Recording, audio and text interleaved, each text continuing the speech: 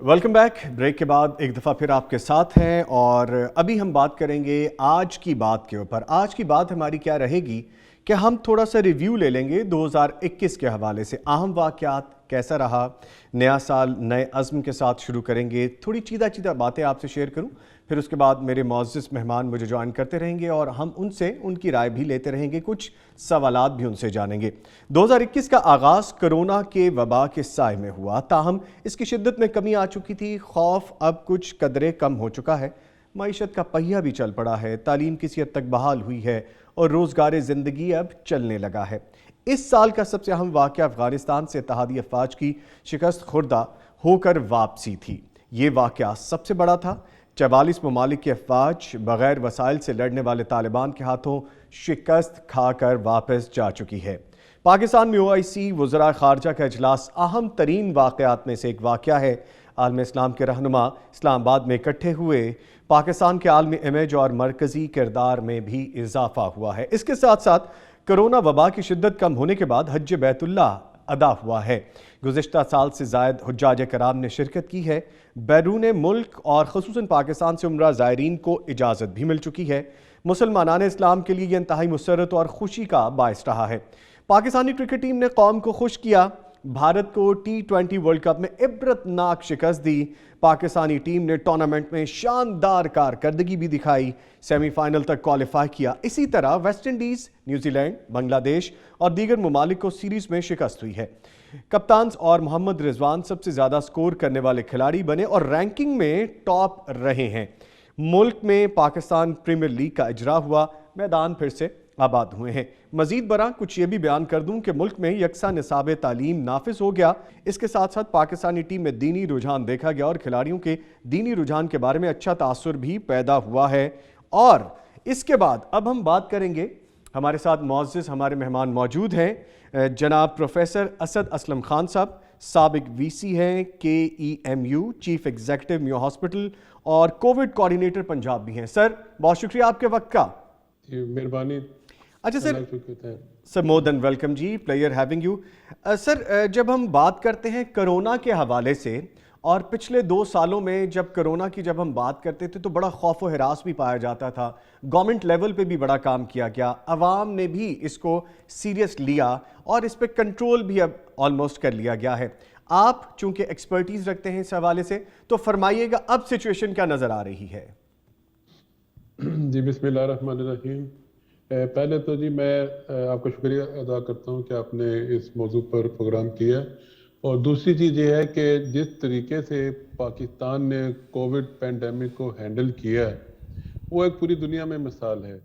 उसकी मिसाल, उसकी तारीफ WHO के प्लेटफॉर्म पर भी बाकायदा तौर पर की गई कि जिस तरीके से पाकिस्तान ने इस वबा को कंट्रोल किया, उसको फैलने से रोका, वो एक काबिल तारीफ अमल है। जिसके मैं कहता हूँ कि हुकूमत पाकिस्तान, हुकूमत पंजाब और नेशनल NCOC खसूसी तौर पर मुबारक के मुस्तहिक हैं। जहाँ तक ताल्लुक है कि हमारा ये कैसा एक्सपीरियंस रहा इस वबा में, तो आपको जैसा मालूम है कि पहला केस पंजाब में खसूसन पाकिस्तान में 14 मार्च को आया लाहौर में।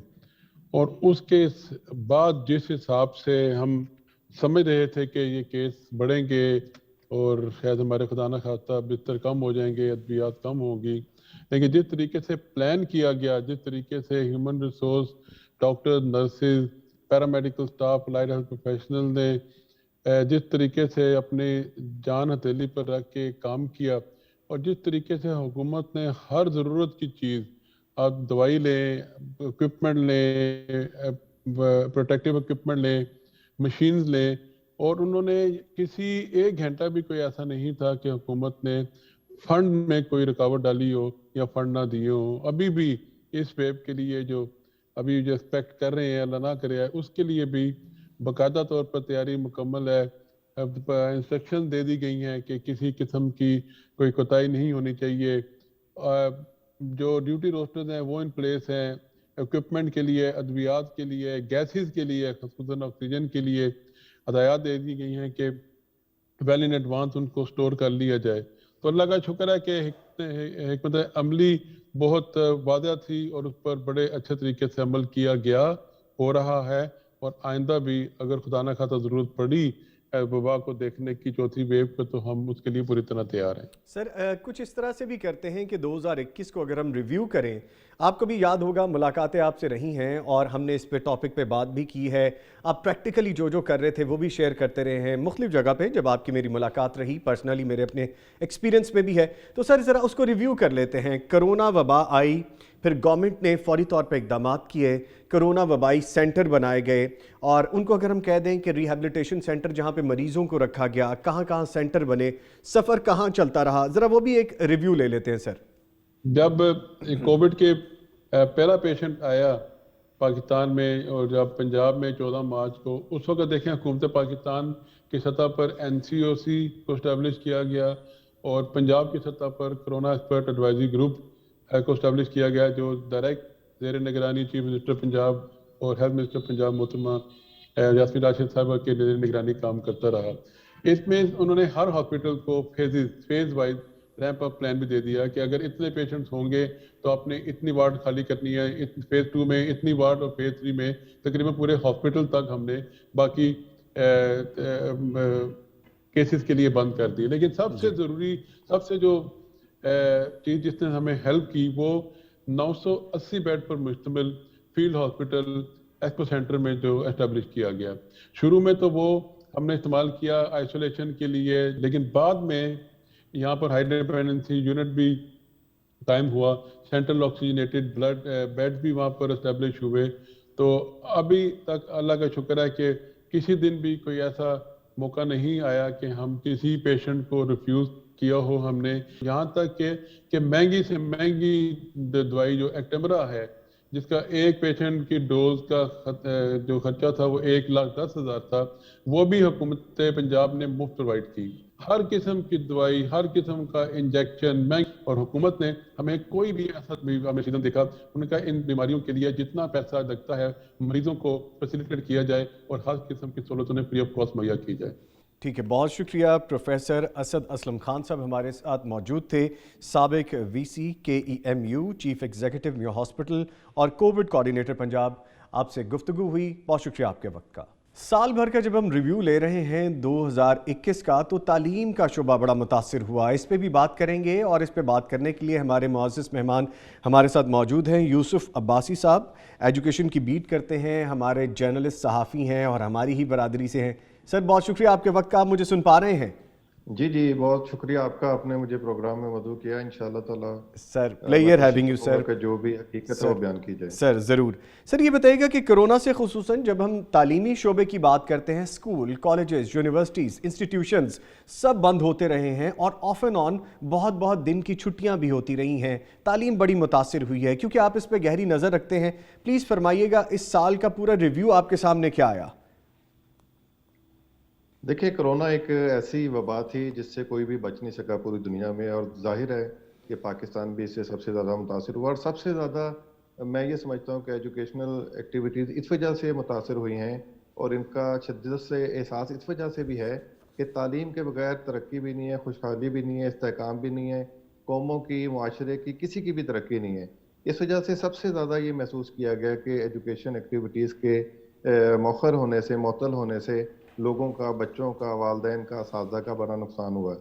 اگر ہم اس کے اوپر ایک جائزہ لیں سال بھر کا، تو سال بھر میں 365 دن ہوتے ہیں، اور 365 دن میں جو نارمل ایجوکیشن سیشن ہوتا ہے وہ 250 دن کا ہوتا ہے، اور اس میں 48 سنڈیز آ جاتے ہیں جس کو آپ چھٹی کہہ لیں، تو اس کو نکال کے تقریباً کوئی 210 یا 212 دن بنتے ہیں جو تعلیم کے ہوتے ہیں۔ لیکن کرونا کے باعث کیونکہ سال بھر لوگ محدود رہے اپنے گھروں تک، اور ان کی اس طرح سے ایجوکیشن انسٹیٹیوشن میں انکمنگ نہیں رہی، اس وجہ سے مجموعی طور پہ 365 دن میں سے 250 دن جو باقی بچے، ان میں سے صرف 78 ڈیز لوگ 2 دن 3 دن کے لیے اسکول، کالج یا یونیورسٹی جاتے رہے۔ یوں اگر ہم یہ اندازہ لگائیں کہ 210 دن کا جو تعلیمی سیشن تھا وہ صرف 78 ڈیز تک محدود رہا۔ اس لیے اس کا اتنا فقدان ہوا، اتنا حرج ہوا کہ تقریباً پنجاب کی سطح پہ اگر ہم بات کریں تو تقریباً 1 کروڑ اور 11 لاکھ بچے جو ہیں وہ سرکاری اسکولوں میں ہیں، اور 1 کروڑ 25 لاکھ بچے جو ہیں وہ پرائیویٹ اسکولوں میں ہیں، اور 50 لاکھ تقریباً مدارس میں ہیں، اور 20 سے 25 لاکھ بچے ایسے ہوتے ہیں جو پرائیویٹ ایجوکیشن میں کام کر رہے ہوتے ہیں۔ یوں جو ہے تقریباً کوئی 3 کروڑ کے قریب جو بچے ہیں ان کا سال بھر شدت کے ساتھ اور بڑی بے رحمی کے ساتھ ایسا نقصان ہوا کہ وہ بچے نہ صرف گھروں میں اپنے والدین کے لیے اذیت کا شکار بنے رہے، بلکہ ان کی اپنی علمی صلاحیت اور ذہنی صلاحیت اور جسمانی صلاحیت کو بھی زنگ لگتا رہا۔ اور اس سلسلے میں ایک فائدہ ضرور ہوا کہ ان بچوں کو جو پہلے ویڈیو گیمز کی حد تک محدود تھے گھروں میں، یا اس طرح کی ایکٹیویٹیز کرتے تھے جو ہم نصابی یا اس طرح کی چیزوں میں آ جاتی ہیں، ان میں ایک جدت کے ساتھ نئی ٹیکنالوجیز کے استعمال کا رجحان بھی بڑھا، اور گو کہ یہ نئی ٹیکنالوجی جو تھیں جو واٹس ایپ کی صورت میں یا ایپس کی صورت میں یا فیس بک کی صورت میں پہلے سے موجود ہیں، لیکن بچوں کو ایجوکیشن ایکٹیویٹیز کے لیے ان کے استعمال کا نہیں پتہ تھا۔ بہرحال یہ ایک بہت بڑا امتحان تھا، اس امتحان سے سارے گزرے ہیں اور بچے بھی گزرے ہیں۔ نقصان تو ہوا ہے، لیکن یہ نقصان قابل برداشت اس وجہ سے بھی ہے کہ ابھی ہمارے پاس وقت ہے کہ ہم اپنے بچوں کو ایجوکیشن ایکٹیویٹیز میں ایک دفعہ پھر نئے عزم کے ساتھ ان کا آغاز کرائیں، ان کو بھرپور طریقے سے تیاری کروائیں، جس کے لیے اساتذہ نے بھی اپنی جدوجہد کو تیز کیا ہے، والدین نے بھی کیا ہے، اور بچے خود بھی بڑی شدت کے ساتھ۔ یہ بھی دیکھیں ایک بہت بڑی بات ہے کہ اس سال گو کہ تعلیمی رجحان جو ہے یا سرگرمیاں جو ہیں معطل رہیں، اور ان میں ایک بے یقینی اور بے چینی پائی گئی۔ اس میں سب سے زیادہ احساس بچوں نے خود کیا ہے، یعنی کہ طالب علموں نے اس جی دفعہ خود یہ احساس کیا کہ ان کا تعلیمی نقصان ہوا، اس کو اب انہوں نے پورا کرنا ہے، اچھا سر، اور ان جس کو سے یہ آپ احساس فرما رہے ہوا تھے کہ قطع علم کے کلامی کی بغیر معذرت کہ امتحان کا جو امتحان ایک تو بچوں کا اپنا رہا گھر میں رہ کے، پھر امتحان والدین کا رہا، پھر امتحان ان ٹیچرز کا رہا جو آن لائن گیجٹس کے ذریعے یا سروسز کے ذریعے تعلیم فراہم کرتے رہے۔ سر ایک امتحان وہ بھی رہا کہ بچے اگر سکول نہیں گئے، جس سے 78 ڈیز کا آپ نے ذکر کیا، وہ سپین کم ہو گیا ایجوکیشن حاصل کرنے کا، سکول کالجز یونیورسٹیز جانے کا، اور پھر امتحان کیے بغیر بچوں کو پاس بھی کر دیا گیا۔ یہ امپیکٹ بھی ایسا ہے جو تعلیمی شعبے کے حوالے سے نیگیٹو ہے، اس پہ بھی فرمائیے گا۔ اچھا، اس میں میں ایک آپ کو تھوڑا سا اپڈیٹ کر دوں جی کہ بہت سارے لوگ یہ سمجھتے ہیں کہ شاید امتحانات ہوئے نہیں، یا جو امتحان ہوئے وہ اس طرح سے نہیں ہوئے کہ بچوں کی ذہنی قابلیت کو جانچا جا سکتا۔ اچھا، اس میں کیونکہ نا ایک ٹیکنیکل فارمولہ اپنایا گیا، جس میں ٹیکنیکل فارمولہ یہ تھا کہ پہلی سے 8ویں تک جماعت کے جو ہیں وہ انٹرنل ایگزام ہوں گے، یعنی کہ اسکول کے اندر ہی ہوں گے اور سمارٹ سلیبس کے ساتھ ہوں گے۔ اب سمارٹ سلیبس کا مطلب یہ تھا کہ اگر ایک کتاب میں 10 چیپٹر ہیں تو اس کے شارٹ کر کے 4 چیپٹر کر دیے گئے، جی تو وہ بچے کیونکہ اسکول میں نہیں گئے تھے ان کو وہ ایزیلی پڑھا سکتے۔ اسی طرح جو بورڈز کے پیپر تھے 9ویں 10ویں 11ویں 12ویں کے، ان کے لیے بھی یہی فارمولہ بنایا گیا، لیکن اس کو تھوڑا سا چینج کیا گیا۔ اس کو چینج یہ کیا گیا کہ ان کا سلیبس 40% رکھا گیا، اور ان کو 5% کی اوبلائجنگ ایک سلیب دی گئی، تاکہ جو ہے وہ کرونا سے جو ان کی متاثر ہو کے جو تعلیمی سرگرمیاں پوری نہیں ہوئیں، ان کا اتنا سخت امتحان نہ ہو سکے کہ وہ بیچارے مایوس ہو جائیں، سال بھی ضائع ہو جائے اور پڑھائی میں بھی 1 سے 2 سال پیچھے چلے جائیں۔ اس وجہ سے یہ ابہام میرے خیال سے نہیں رہنا چاہیے کہ پیپر نہیں ہوئے، پیپر ہوئے ہیں، لیکن وہ اس حساب سے سمارٹ سلیبس کے حساب سے ہوئے جس میں بچوں نے 100% مارکس پہ لیے، جس پہ لوگوں کو اعتراض ہے، لیکن میرے خیال سے یہ اعتراض بنتا نہیں ہے۔ اس کی وجہ یہ ہے کہ یہ اسی طرح سے ہے کہ جیسے ایک بندہ کاروبار کرتا ہے اور اس کا کام نہیں چلتا، اور رمضان المبارک یا عید المبارک جب آتی ہے تو اس کا کام 5-6 دنوں کا کام ہی پورے سال کا کام کہلاتا ہے۔ جی تو بالکل یہ آپ اسی ٹھیک طرح کہہ سے رہے ہے ہیں، کہ ان اور بچوں سر کو یہ کویسچن اس لیے بھی پوچھنا ضروری تھا کہ جو ابہام ہے ایک تو دور ہو، دوسرا میرے اپنے بیٹوں نے انہوں نے بھی یہ سارے ایگزامز دیے ہیں، اور بالکل آپ بجا فرما رہے ہیں کہ اس سلیبس کو انہوں نے شٹ ڈاؤن کر کے کہ جتنا ان کو چاہیے تھا اس کے مطابق ایگزام لیے ہیں۔ تو یہ بات کلیئر ہو گئی۔ سر ایک چیز اور بتائیے گا، جو اسکول کالجز یونیورسٹیز میں قرآن پاک کی ناظرہ اور ترجمہ کے ساتھ تعلیم کا آغاز ہوا ہے، یقیناً یہ ایک انقلابی قدم ہے، اس کے بارے میں بتائیے گا۔ جی دیکھیں، یہ کیونکہ ہمارا جو ملک ہے وہ اسلامی جمہوریہ پاکستان ہے، اور اس حوالے سے جو گورنر پنجاب چودھری محمد سرور نے یہ نوٹیفیکیشن جاری کیا تھا، ظاہر ہے انہوں نے وفاقی حکومت کے کہنے پہ کیا۔ یہ ایک بڑا اچھا اقدام ہے، اور اس اقدام پر امپلیمنٹیشن بھی ہوئی ہے، کیونکہ ہم اسلامیات، اردو اور ایسے جو سبجیکٹ ہیں ان کو ہم زیادہ ویلیو نہیں کرتے، یہ ہماری بدقسمتی ہے، لیکن being a Pakistani, being a Muslim, ہمیں ان کو بھی ویلیو کرنا چاہیے، اور اس پہ امپلیمنٹیشن شروع ہو چکا ہے۔ اس کے تراجم کے ساتھ، یعنی کہ قرآن پاک عربی اور اس کا ترجمہ شروع ہو چکا ہے۔ اسکولوں کی حد تک اس کو 100% کر لیا گیا ہے. یونیورسٹیز اور کالجز میں یہ 80% تک لاگو ہو چکا ہے. اب اس میں صرف یہ ہے کہ لوگ آپ اگر ایک پورا بھرپور جائزہ لیں ہائر ایجوکیشن میں، یعنی کہ 12ویں سے اوپر کی کلاسز کا اگر آپ جائزہ لیں تو زیادہ تر جو بچے انگلش میڈیم کے ہیں وہ 3 سبجیکٹ میں فیل ہوتے ہیں: اردو، اسلامیات اور مطالعہ پاکستان. اور وہ اسی وجہ سے ہوتے ہیں کہ وہ اس کو ویلیو نہیں دیتے اور وہ سمجھتے ہیں کہ شاید دوسرے سبجیکٹ بہت اہم ہیں اور یہ سبجیکٹ اتنا اہم نہیں ہے، اس وجہ سے اس کے اوپر اتنا رجحان نہیں ہونا چاہیے. لیکن میرے خیال سے گورنمنٹ کا یہ ایسا اقدام ہے کیونکہ یہ اس سے نہ صرف آپ کی اسلامک روایات جو ہیں ان کا آپ کے اندر عنصر جو ہے وہ بار بار دہرایا جاتا ہے، بلکہ آپ کی کردار سازی میں، آپ کے اخلاق میں اور آپ کی علمی صلاحیت میں اضافے کا بھی باعث بنتا ہے. تو اس وجہ سے میرا خیال ہے کہ یہ بڑا زبردست اقدام ہے جس کا بھرپور فائدہ اٹھا رہے ہیں. اور اس سے ایک اور امپیکٹ بھی ختم ہوا ہے کہ جو ہم یہ سوچ رہے تھے کہ صرف مدارس میں ہی اسلامک اسٹڈیز ہوتی ہیں اور انہیں کو یہ اخلاقیات سکھائی جاتی ہیں، اب یہ ہر سرکاری اسکول، ہر پرائیویٹ اسکول، ہر کالج اور ہر یونیورسٹی کا لازمی سبجیکٹ ہے. اور اس کے یہ سب سے زیادہ فائدہ یہ ہوئے گا کہ لوگوں کو یہ پتہ لگے گا، یہ شعور آئے گا کہ ان کی زندگی کے مقاصد کیا ہیں. اصل میں جو ہماری زندگی ہے اس کو گزارنے کے طریقہ کار، اخلاقیات یقیناً اور قوت برداشت اور عزم اور مقابلے کی فضا کو سمجھنے میں بہت زیادہ فائدہ ہوگا. بالکل ٹھیک کہا آپ نے. اچھا سر، جاتے جاتے یہ بھی بتا دیجئے کہ یکساں نصاب تعلیم کی امپلیمنٹیشن کے بارے میں بھی نافذ کر دیا گیا تھا اسی سارے سپین میں، تو اس پہ بھی گفتگو کیجیے گا. اچھا، میں آپ کو یہ بڑا زبردست ایک بات بتاتا ہوں اور یہ میرا ذاتی مشاہدہ، اور میں کوشش کرتا ہوں کہ میں نے آپ سے جتنی باتیں کی ان کو جا کے خود بھی دیکھوں. جی. اور ہمیشہ کی طرح میں یہ کوشش کرتا ہوں کیونکہ جب آپ نے لکھنا ہوتا ہے یا کرنا ہوتا ہے یا بولنا ہوتا ہے تو وہ مشاہدے ہی آپ کے کام آتے ہیں جو آپ نے زمینی حقائق پہ دیکھے ہوتے ہیں. بے شک. تو اس حوالے سے میں آپ کو ایک بڑی زبردست بات بتاتا ہوں کہ پاکستان کی ہسٹری میں یہ پہلی دفعہ ہوا ہے کہ یکساں نصاب کو رائج کیا گیا ہے. یعنی کہ صرف وربلی اس کا اعلان نہیں کیا گیا، اس کا نوٹیفیکیشن جاری نہیں کیا گیا، بلکہ اس کو عملی طور پہ رائج کر دیا گیا ہے اور یہ 5ویں تک یعنی کہ پرائمری تک اس کو بھی رائج کیا گیا ہے. اور اس میں نہ صرف سرکاری اسکول بلکہ نجی اسکول اور مدارس کو بھی پابند کیا گیا ہے کہ وہ اسی نصاب کے مطابق اپنے بچوں کو تعلیم و تربیت دیں گے.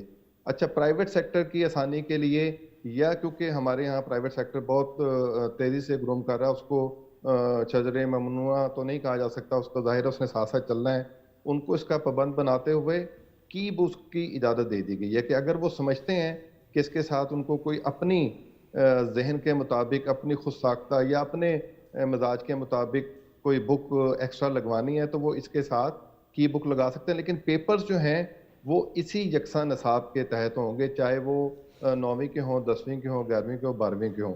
تو اس حوالے سے میں کہتا ہوں کہ گورنمنٹ کی یہ بہت بڑی اچیومنٹ ہے کہ وہ یکساں نصاب پہ رائج کرنے میں کامیاب ہو گئی ہے. اور اس کے ثمرات آپ کو انشاءاللہ تعالیٰ 8-10 سال بعد ملیں گے، کیونکہ جب سارے بچے، چاہے وہ پرائیویٹ سیکٹر کے ہیں، چاہے وہ گورنمنٹ سیکٹر کے ہیں، چاہے وہ ایلیٹ کلاس سیکٹر کے ہیں، جب وہ ایک ہی پیج پہ، ایک ہی ذہن سے، ایک ہی ذہنی صلاحیت کے، ایک ہی جسمانی صلاحیت کے آپ کو ملیں گے. تو اس حوالے سے یہ بھی اقدام بڑا اچھا ہے اور اس پہ مزید میرے خیال سے کام ہونا چاہیے. میرے اطلاعات کے مطابق یہ جو نیکسٹ ایئر آ رہا ہے اس میں ایلیمنٹری یعنی کہ 8ویں تک یکساں نصاب ہو جائے گا اور اس سے نیکسٹ ایئر میٹرک اور فرسٹ ایئر سیکنڈ ایئر کا بھی یکساں نصاب ہو جائے گا. ان کے پیرلل یہ پورا تھرو آؤٹ ہمارے جو بچے ہیں پہلی سے لے کے 12ویں کلاس تک ایک ہی کتاب پڑھیں گے، چاہے وہ پرائیویٹ سیکٹر میں ہو چاہے وہ گورنمنٹ سیکٹر میں ہو. اچھا سر، یہ بھی فرمائیے گا. جی انشاءاللہ ڈیفینیٹلی اچھا اس پہ امپیکٹ آئے گا.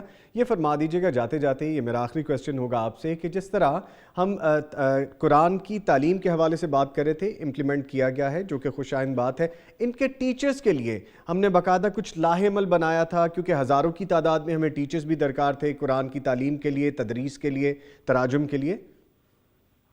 بڑی خوبصورت آپ نے بات کی اور یہ میرے خیال سے آپ کا آخری کوسچن نہیں بلکہ یہ آپ کا تھیم کوسچن ہے. جزاک اللہ. اور اس پہ بھی میں آپ کو ایک خوشخبری سنا دیتا ہوں کہ یہ ہماری گورنمنٹ کی بدقسمتی ہے، جو موجودہ گورنمنٹ ہے، کہ وہ اس طرح سے تشہیر نہیں کر سکی اپنے اچھے کاموں کی جو وہ پاکستان کی ہسٹری میں پہلی دفعہ کر گئی ہے.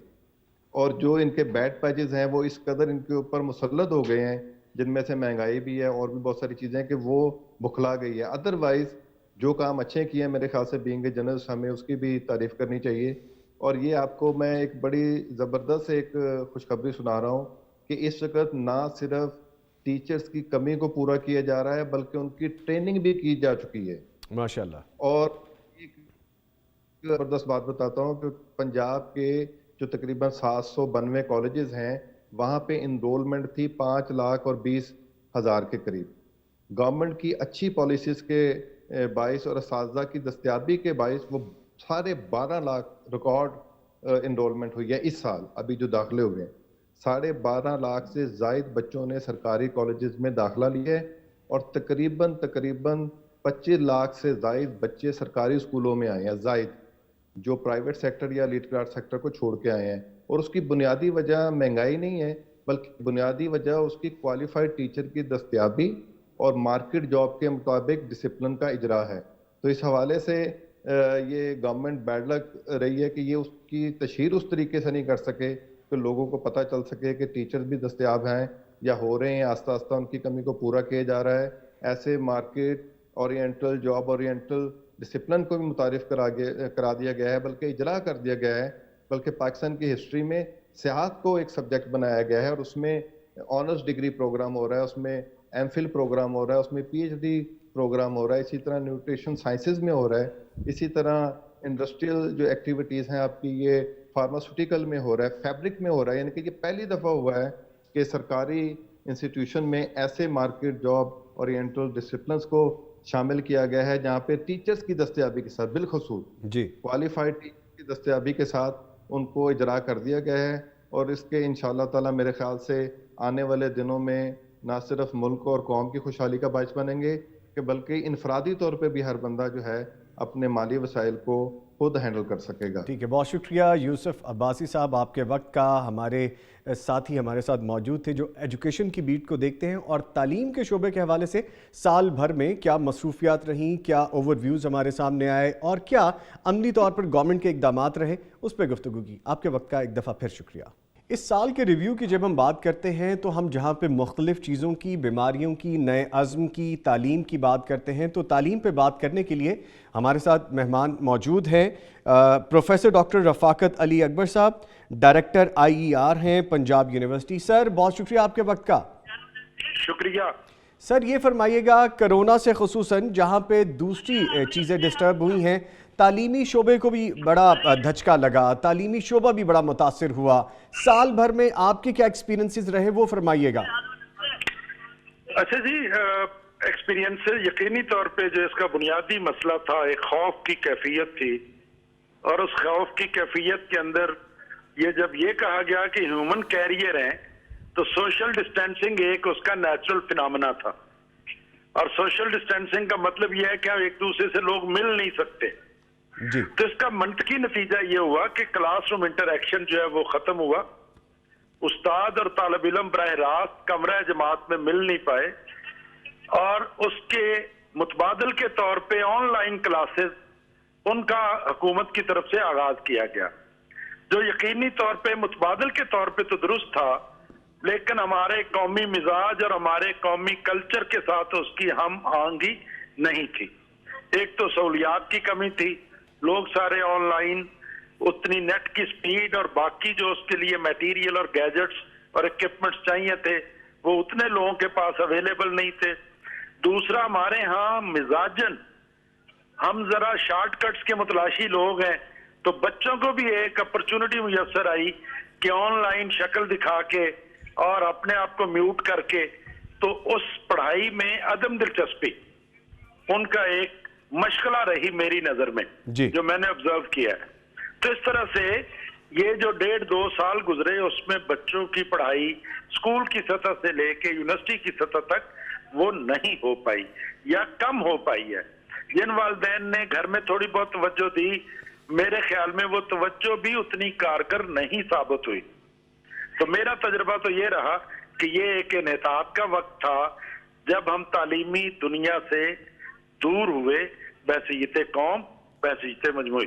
اچھا سر, یہ فرمائیے کہ جیسے آپ نے کہا کہ ایکسپیرینس ہمیں یہ نیا تھا اور ہم شارٹ کٹ کے عادی بھی ہیں, تو اس سے جو طلبہ جنہوں نے آن لائن سروسز لی, تعلیم کے حوالے سے کچھ سیکھنے کی کوشش کی, اس سے امپیکٹ تعلیمی آنے والے سالوں میں طلبہ پہ کیا رہے گا؟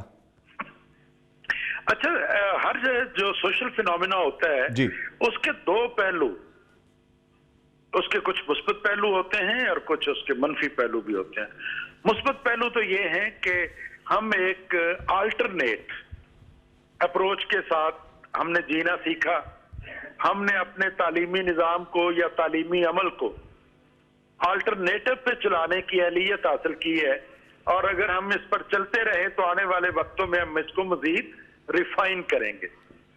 जहां तक बात रही कि उनकी असर क्या हुआ, तो यकीनी तौर पे चूंकि उस्ताद के साथ बराह रास्त तफाउल नहीं था, जिसे हम इंटरेक्शन कहते हैं, तो उसका नुकसान ये हुआ कि बच्चों ने किरदारी तौर पे पढ़ाई में डंडी मारना सीखी।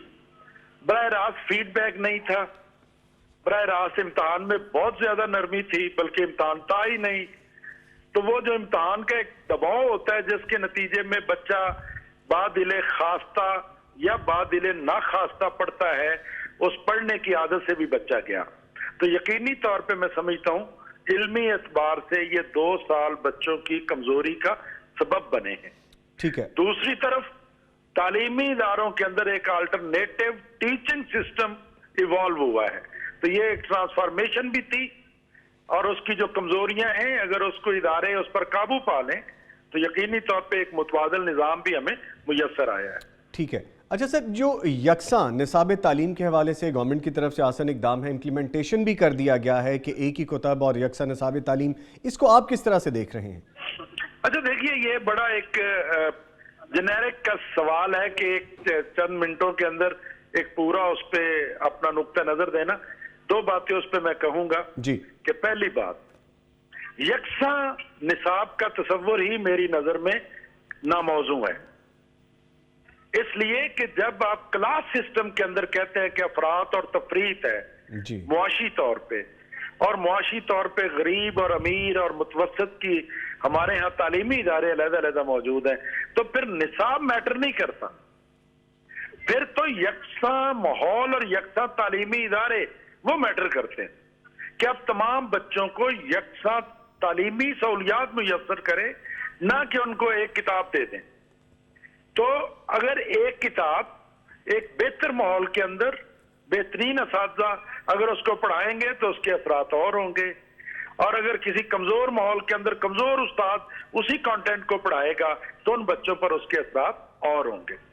तो यकसा निसाब का तस्वुर जो गवर्नमेंट का है, ये मेरी नजर में मुकम्मल या कामल नहीं है उस एतबार से, जब तक आप तालीमी सहूलियात को यकसा नहीं करेंगे तो तब तक जो है एक दूर दराज का गांव और यहाँ पे बीकन हाउस और एचिसन स्कूल की सहूलियात और वहां पे पढ़ने वाले बच्चों का माहौल, किताबें एक देने से भी दोनों के मिजाज और आते एक नहीं होंगे। दैट मेक सेंस, बजा फरमा रहे हैं आप सर, इस पे बहुत काम करने की अभी ज़रूरत है। अच्छा सर, जब हम तालीम के शोबे की बात करते हैं तो तालीम में सिर्फ तालिब इल्म ही शामिल नहीं है, इसको देने वाले पढ़ाने वाले असातिज़ा कराम भी शामिल हैं। कोरोना वबा का जब हम जिक्र करते हैं तो तालीम हासिल करने वाले तालिब इल्म का तो जिक्र करते हैं, लेकिन हमें यह भी जानने की ज़रूरत है कि असातिज़ा की ज़िंदगी पे क्या इसके असरात मुरतब हुए हैं, ये फरमाइएगा। अच्छा जी, सही बात यह है, बतौर उस्ताद भी और बतौर मैनेजर भी मैंने ऑब्जर्व भी किया अपने कुलीग्स को, उस्ताद भी एंग्जाइटी का शिकार रहे। हम चूंकि बसीते मजमूई टेक्नोलॉजी में कदरे पसमानदा हैं और ये जो मॉडर्न टूल्स थे उनको यूज करने की हमारे असातिज़ा की ट्रेनिंग भी नहीं थी और उनकी आदत भी नहीं थी, इसलिए वो एंग्जाइटी का शिकार थे, कदरे तनाव का भी शिकार थे। मगर असातिज़ा चूंकि अडल्ट थे, उनकी जिम्मेदारी थी, तो उन्होंने जल्दी ये बात सीख ली कि कैसे कोप करना है सिचुएशन के साथ, और उन्होंने भी कोप किया। अगरचे वो अपने अमल में बहुत असर्टिव नहीं हो पाए, लेकिन असातिज़ा ने फिर भी अपने तय कोशिश की कि उनको जो जिम्मेदारी मिली है उसको वो बेहतर तरीके से सर अंजाम दे सके। अच्छा सर, ये भी फरमाइएगा यहाँ पे जी प्लीज। बहरहाल इब्तिदा के अंदर परेशान भी रहे और उनके लिए मुश्किल भी थी। मुश्किल भी रही, डेफिनेटली। अच्छा सर, ये भी फरमाइएगा कि इस सारी एक्सरसाइज से जो पिछले साल भर में हमने की है, असातिज़ा हो तालिब इल्म हो, हमने सीखा क्या? क्या हमें ज़रूरत है कि इन नए जदीद टेक्नोलॉजी के जो गैजेट्स हैं इनको भी हमें सीखना चाहिए, इन पे भी पढ़ना चाहिए, इन पे पढ़ के हमें वो चीज़ें जो हम पहले नहीं जानते थे उनको अमल में लाना चाहिए?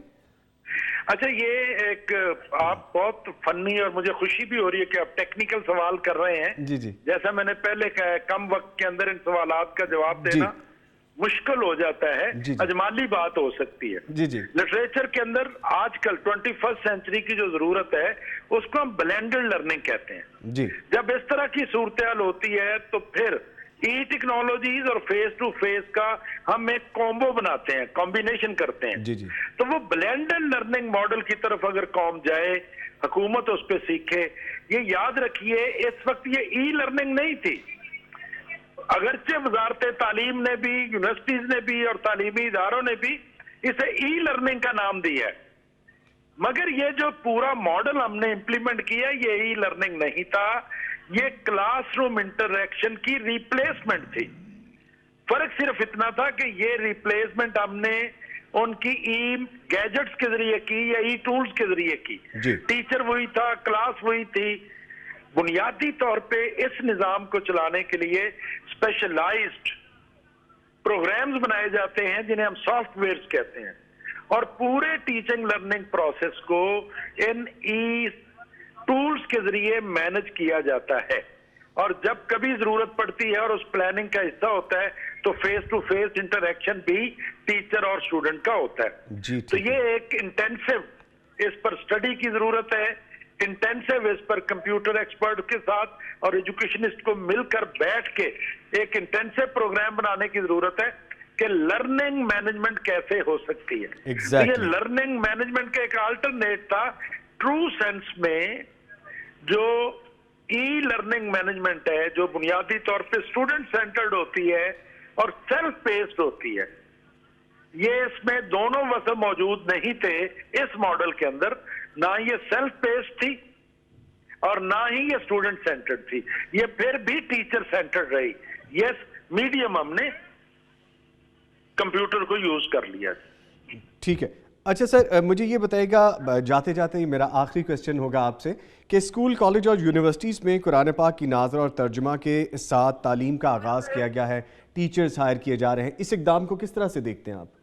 यकीनी तौर पे एक मुसलमान मुल्क के अंदर एक नजरियाती पाकिस्तानी होने के नाते ये हमारे लिए इंतहाई इत्मीनान की बात है कि मौजूदा गवर्नमेंट ने कम अज कम इस बात को सेंस किया कि अल्लाह ताला का आखिरी कलाम जो अपनी महफूज हालत में है, कम अज कम जो उस कलाम को मानने वाले हैं मुसलमानों के लिए तो उसको लाजिम किया कि उसका तर्जमा लाजमी पड़े।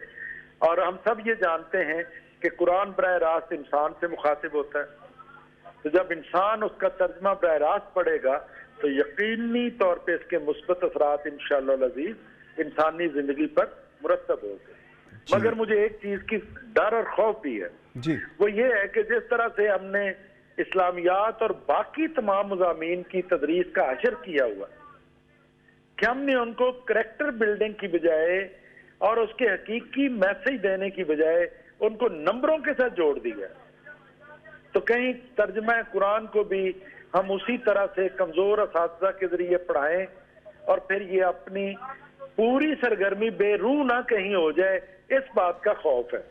मगर ना जहां तक इकदाम की बात है, इस सियासन इकदाम में समझता हूँ मुसलमानों के लिए कोई और हो नहीं सकता, और ये खुद मुसलमानों की निज़ाम तालीम में रसूल अल्लाह सल्लल्लाहु अलैहि वसल्लम की हयात तय्यबा से लेके बाद में आने वाले जितने मुसलमानों का निज़ाम था उसमें कुरान मरकजी हैसियत रही है उसकी। बेशक तो बेशक। मैं समझता हूँ कि अगर इस गवर्नमेंट ने इसको तर्जमे की हद तक हमें दिया है तो इस बात की हम उम्मीद भी करें कि अल्लाह करे कि हमें वो साले असातिज़ा मुयस्सर आए आमीन। जो कुरान को उसी मफहूम में बच्चों तक पहुंचा सकें जो इसकी गर्ज़ो गायत अल्लाह ने बयान की है, हुदल लिल मुत्तकीन, जी कि ये हमारे लिए हिदायत का जरिया बने जब हम अपने अल्लाह के पैगाम को समझें। सर, वेरी वेल सेड, बहुत शुक्रिया। प्लेयर हैविंग यू, आपके वक्त का बहुत शुक्रिया। हमारे साथ मौजूद थे प्रोफेसर डॉक्टर रफ़ाकत अली अकबर साहब, डायरेक्टर IER पंजाब यूनिवर्सिटी, और इनसे हमारी गुफ्तगू हुई। मेरे प्रोग्राम का यहाँ पे इख्तिताम होता है और जाते जाते मैं एक बात आपसे ज़रूर कहूँगा कि साल तो गुजर गया, साल भर में हमने क्या किया हमें ये सोचना होगा, साल भर में हमने क्या सीखा हमें ये भी सोचना होगा, और इस साल भर में ऐसी चीज़ें जो कि हमें करनी चाहिए थी उसकी प्लानिंग करनी होगी। لیکن کہیں ہم نے کسی کا دل تو نہیں دکھا دیا, کہیں ہم نے کسی کے ساتھ زیادتی تو نہیں کر دی, یا کہیں ہم نے اپنے وہ ایسے کام جو کہ ہمیں نہیں کرنے چاہیے تھے اگلے سال کوشش کریں وہ نہ کریں. سال تو گزر گیا, کہیں وبا آئی, کہیں بیماری آئی, کہیں تکلیف آئی, کہیں تعلیم کا فقدان رہا, کہیں ٹیچرز کے لیے چیلنجز رہے, کہیں اسٹوڈنٹس کے لیے چیلنجز رہے, کہیں ماں باپ کے لیے چیلنجز رہے, کہیں کاروباری طبقہ پسا, کہیں پہ غریب عوام کے لیے 2 وقت کی روٹی میسر نہ ہوئی. یہ سارے عوامل چلتے رہے, تو ہمیں مل جل کر ان ساری چیزوں کو فیس کرنا ہوگا, ایک دوسرے کی مدد بھی کرنی ہوگی. اور یس, جاتے جاتے یہ بھی کہتا چلوں کہ سال بھر میں ہم نے جو سیکھا ہے اس پہ ہم عمل بھی کریں, اچھی چیزوں کے بارے میں. برے عمل ہمیں چھوڑنے ہوں گے. میں یہ کوئی یہاں پہ لیکچر دینے نہیں بیٹھا, لیکن کیونکہ میں بھی آپ میں سے ہی ہوں, اور جب میں بات کرتا ہوں آپ کی تو میں یقیناً اپنی بات کر رہا ہوتا ہوں. تو ایسے کام جو سال بھر میں گزر گئے, بیماری, تکلیف, راحت, پریشانی, خوشی, ایک اور سال زندگی کا کم بھی ہو گیا. تو اگلے سال ہم یہ عزم کریں کہ اچھی چیزیں, اچھے کام لوگوں کے کام آئیں, آس پاس مدد کریں. اگر کوئی خدا نخواستہ ایسا پینڈیمک جو ہمیں نظر آ رہا ہے کہ آئے روز سر اٹھاتا ہے, پھر اس سے ریکوری کے لیے کوششیں کی جاتی ہیں, تو مل جل کے کوشش بھی جاری رکھیں, عزم بھی اپنا توانا رکھیں, اپنا بھی خیال رکھیں, اپنے ارد گرد لوگوں کا بھی خیال رکھیں, اور اپنے پیاروں کا بھی خیال رکھیں. اس کے ساتھ ہی نوید نظامی اور میری پوری ٹیم کو اجازت دیجیے گا. صبح وطن سے پھر ملاقات ہوگی, تب تک کے لیے اللہ حافظ.